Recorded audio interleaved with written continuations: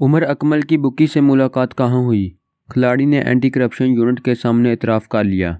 अगर आप भी क्रिकेट लवर हैं तो इस वीडियो के नीचे दिए गए इस लाल कलर के सब्सक्राइब बटन पर क्लिक करें और साथ मौजूद घंटी के निशान को भी क्लिक कर लें ताकि आपको क्रिकेट से जुड़ी हर खबर सबसे पहले मिलती रहे।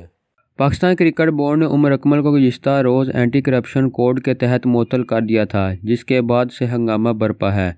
ताहम अब खिलाड़ी ने एंटी करप्शन यूनिट के सामने बुकी से मुलाकात और ऑफ़र का इतराफ़ कर लिया है।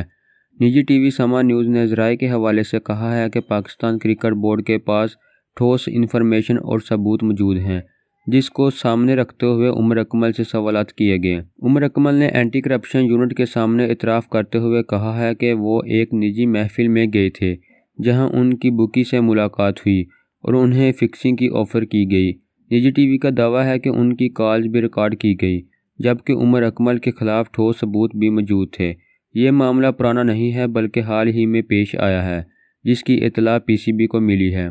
एंटी करप्शन ने उमर अकमल से कहा है कि आपने इस ऑफ़र का हमें क्यों नहीं बताया, जिस पर खिलाड़ी ने आए बाए शाएं की, कहा कि मुझे पता नहीं था और मैं घबरा गया था।